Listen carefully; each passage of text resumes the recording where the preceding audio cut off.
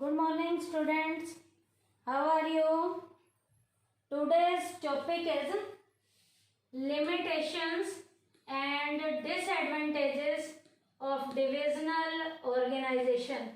आज का हमारा टॉपिक जो है डिविजनल ऑर्गेनाइजेशन का जो स्ट्रक्चर है उसके लिमिटेशन का है, डिसएडवांटेजेस का, इसको हम डीमेरिट्स भी कहते हैं। इसमें पहला पॉइंट है कॉन्फ्लिक्ट बिटवीन डिविजनल हेड्स। इसमें जितने भी डिवीजन के हेड होते हैं उनके बीच में लड़ाई झगड़ा होना शुरू हो जाता है। Every divisional head wants to establish his supremacy. हर डिवीजन का हेड अपने डिपार्टमेंट को ही सुपीरियर बताने की कोशिश करता है, अपने डिपार्टमेंट को बढ़िया करने की कोशिश करता है। To satisfy ego each demand resources maximum for his division. हर एक डिवीजन का हेड अपने डिपार्टमेंट के लिए ज्यादा रिसोर्सेज की डिमांड करता है। तो जब बेटा हर डिवीजन का हेड अपने डिवीजन के, अपने डिपार्टमेंट के लिए ज्यादा रिसोर्सेज की डिमांड करेगा तो जो दूसरे डिपार्टमेंट के हेड होंगे वो उससे नाराज होने शुरू हो जाएंगे। तो यहाँ पर डिविजनल लेवल के जो हेड हैं उनके बीच में लड़ाई झगड़ा होना शुरू हो जाता है। This situation leads to conflict among the various divisional head. ये सिचुएशन हर डिवीजन के हेड के रास्ते में एक डिफिकल्टी बन जाते हैं और उनके जो भी ऑब्जेक्टिव हैं वो टाइम पे पूरे नहीं होते, क्योंकि उनके बीच में कॉन्फ्लिक्ट बढ़ने शुरू हो जाते हैं, उनके बीच में लड़ाई झगड़ा बढ़ना शुरू हो जाता है। उसके बाद है second point duplicity of functions. यहाँ काम का भी दोहराव हो जाता है, एक ही काम कईयों को दिया जाता है। The entire set of function is required for all division. Her division के लिए एक जैसे एंटायर सेट के काम को किया जाता है। कैसे? मान लीजिए हमने जो है मेटल और प्लास्टिक दो प्रोडक्ट बनाने हैं, तो मेटल के प्रोडक्ट के लिए भी वही डिपार्टमेंट होंगे, प्लास्टिक के प्रोडक्ट के लिए भी वही डिपार्टमेंट होंगे। इसका मतलब उन कामों को करने के दो प्रोडक्ट बन रहे हैं तो दो उन्हीं कामों के अलग अलग डिपार्टमेंट होंगे। तो यहाँ काम का दोहराव हो रहा है। It gives rise to duplicity of efforts among divisions. तो विभागों में कार्य का दोहराव होना शुरू हो जाएगा। It gives rise to duplicity, यहाँ पर कार्य का दोहराव हो रहा है। तो इस तरीके से क्या होगा? Resources are misused. रिसोर्सेज का गलत डायरेक्शन में भी मिसयूज किया जा सकता है। And cost of operation is unnecessary increase. माल को बनाने के जो खर्चे हैं वो भी अनावश्यक रूप से बढ़ने शुरू हो जाते हैं, क्योंकि कार्य का दोहराव होने से हमारे रिसोर्सेज का मिसयूज होगा और माल को बनाने के खर्चे क्या आएंगे? ज्यादा आएंगे।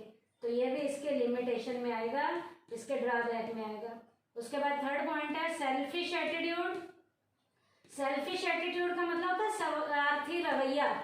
स्वार्थ भरा रवैया भी यहाँ पैदा होना शुरू हो जाता है। Every division tries to display better performance. हर एक डिवीजन अपने डिपार्टमेंट की परफॉर्मेंस को ही बढ़िया बताने की कोशिश करता है। Sometimes even at the cost of other division.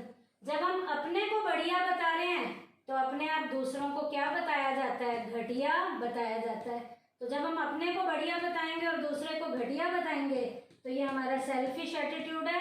This shows their selfish attitude. इस तरीके से वहां पर स्वार्थी वाला रवैया देखने को मिलता है। Consequently it hits the interest of the concern as a whole. जिससे सारी ऑर्गेनाइजेशन के हितों की रक्षा नहीं हो पाती। कौन से एटीट्यूड के कारण? सेल्फिश वाले एटीट्यूड के कारण। तो ये इसकी लिमिटेशन के पॉइंट थे। क्या? Conflicts between divisional head. Division के हेड के बीच में लड़ाई झगड़ा होना शुरू हो जाता है, क्योंकि हर डिवीजन का हेड अपने डिवीजन को ही बढ़िया बताने की कोशिश करता है और अपने डिवीजन के लिए ज़्यादा रिसोर्सेज मांगता है। उसके बाद है डुप्लिसिटी ऑफ फंक्शंस। हर एक काम को करने के लिए मान लीजिए 2 प्रोडक्ट बन रहे हैं तो दोनों के डिपार्टमेंट अलग अलग बनाने पड़ेंगे, तो काम का दोहराव होगा। उसके बाद था सेल्फिश एटीट्यूड। हर एक डिवीजन का हेड अपने ही डिवीजन को दूसरों से बढ़िया बताता है, तो ये सेल्फिश वाला एटीट्यूड देखने को मिलता है। तो ये तो इसके लिमिटेशन के पॉइंट थे। अब है इसकी सूटेबिलिटी क्या है। Suitability of divisional organisation.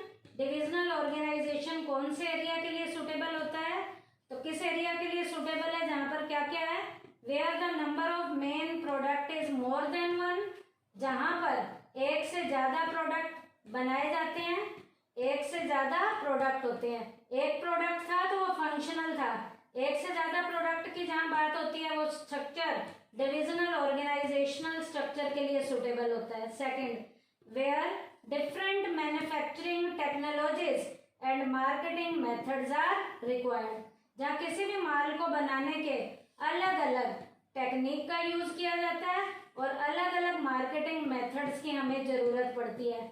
जहाँ माल को बनाने के लिए अलग अलग टेक्नोलॉजी की और अलग अलग मार्केटिंग मेथड की जरूरत पड़ती है, उस एरिया के लिए डिविजनल ऑर्गेनाइजेशनल स्ट्रक्चर सुटेबल होता है।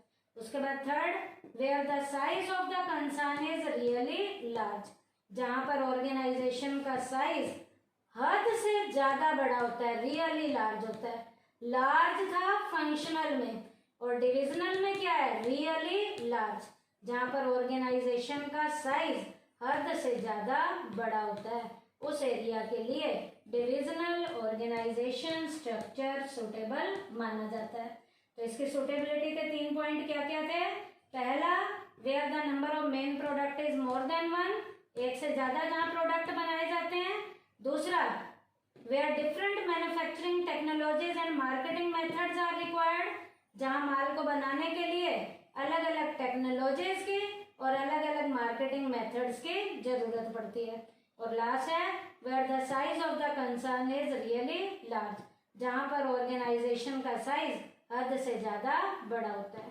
तो आज के टॉपिक में हमने डिविजनल ऑर्गेनाइजेशन स्ट्रक्चर की लिमिटेशन की है और डिविजनल ऑर्गेनाइजेशन स्ट्रक्चर की सुटेबिलिटी की है। थैंक यू बेटा।